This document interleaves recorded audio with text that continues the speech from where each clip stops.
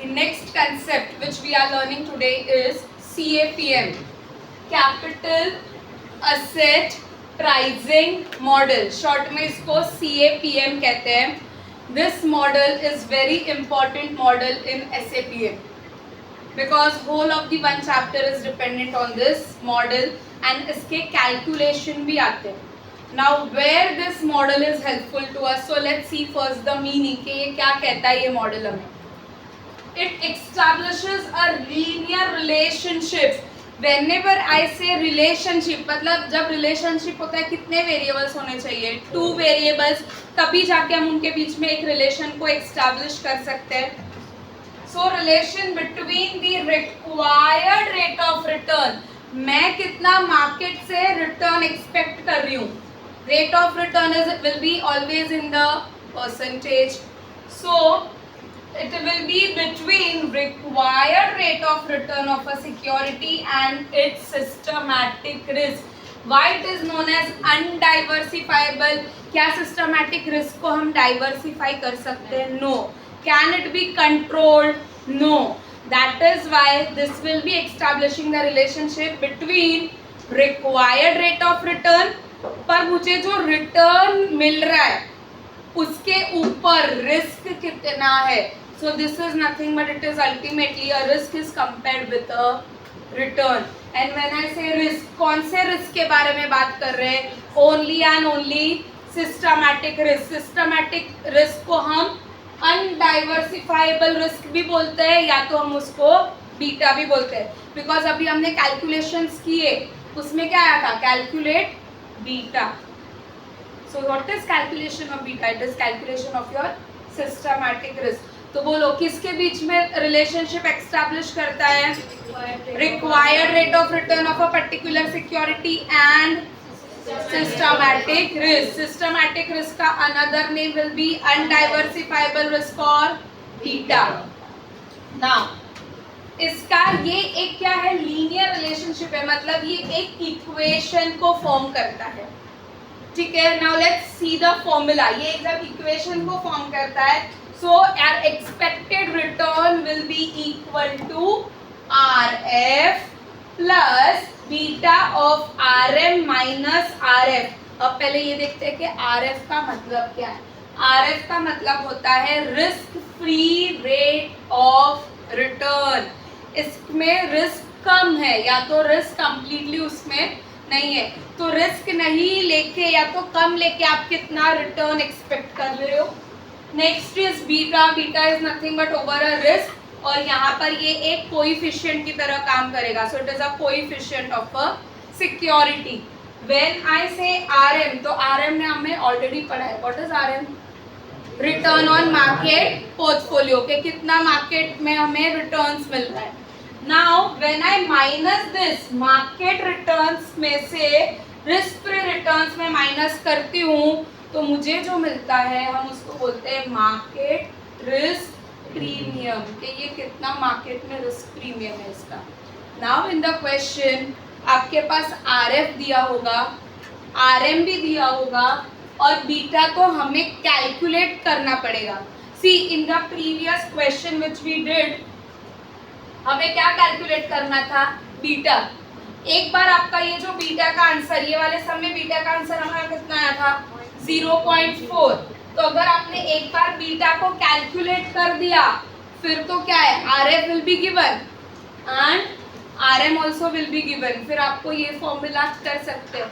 So in the exam आपको सब में पूछ सकते हैं calculate the beta and also the expected rate of return. ये नहीं बोलेंगे कि CAPM कैलकुलेट करो. No. What will be the question? Calculate expected rate of return. So आपको कौन सा फॉर्मूला अप्लाई करके सम फिर सॉल्व करना है सेकेंड पार्ट में? By this formula. हमने जो प्रीवियस सम किया ना, हम उसमें CAPM कैसे कर सकते हैं I will tell you once this theory get over. Now returns के 2 टाइप के कंपोनेंट है. रिटर्न्स के 2 types of component are there. One component is the first component is where you are regularly getting the cash receipt. Cash receipt का मतलब है in the form of cash, अगर business में पैसा आ रहा है. It can be in the form of interest. हमने किधर भी अगर सिक्योरिटीज में इन्वेस्ट कर रहे हैं, लाइक डिबेंचर्स में इन्वेस्ट कर रहे हैं, बॉन्ड्स में कर रहे हैं, तो हम उसके ऊपर क्या मिलता है हमें? इंटरेस्ट. एंड अगर इक्विटीज में, प्रेफरेंस शेयर्स में अगर इन्वेस्ट कर रहे हो, इन शॉर्ट शेयर्स में, तो व्हाट यू गेट? डिविडेंड. तो जब आपको कैश रिसिप्ट्स आ रहा है in the form of interest और in the form of dividend on the investment, it is known as current return. What you mean by current? Periodic, regular basis. हम current का कितनी बार, करंट का मतलब होता है जो हमें रेगुलर बेसिस पे मिल रहा है. सो जब हमें इंटरेस्ट या तो डिविडेंड रेगुलर फॉर्म में मिल रहा है, तो हम इसको क्या बोलते हैं? Current return. And current return या तो जीरो होता है आंसर, या तो इट विल बी पॉजिटिव. सो इधर इट विल बी जीरो और it will be positive. This was a first component. What was the name of the first component? Current return. Current return will be always in the form of cash receipts.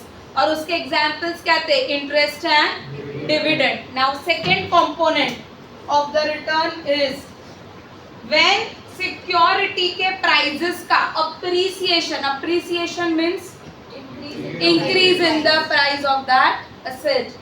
और depreciation, जब उसका price decrease हो रहा है particular security का, तो हम उसको बोलते हैं capital return. This is in the form of interest and dividend, whereas this is in the form of appreciation and depreciation of the security.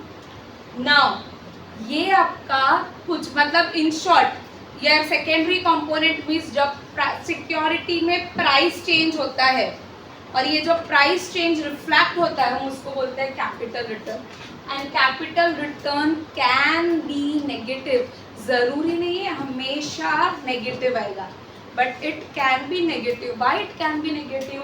जब स्टॉक का प्राइस डिप्रीशिएट होता है, कम होता है, तो it can go to the negative as well.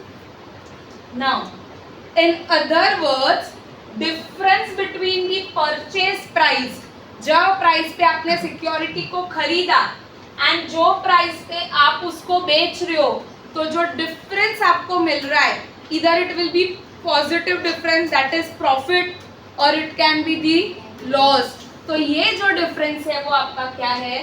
Capital return. समझ में आया? तो दो कंपोनेंट्स के नाम बोलो मुझे फटाक से. One is current price and another one is a capital return. Current return में क्या था? Cash receipts in the form of interest and dividend. It can be either zero और पॉजिटिव. कैपिटल रिटर्न में क्या था? अप्रिसिएशन और depreciation on security. In short, जब आप परचेज करते हो कोई सिक्योरिटी और सेल करते हो, इसके बीच का वो डिफरेंस है, तो difference can be the positive one और negative one. So this can go in the negative, but ये negative में नहीं जाएगा. So this was whole of the concept of CAPM. Clear?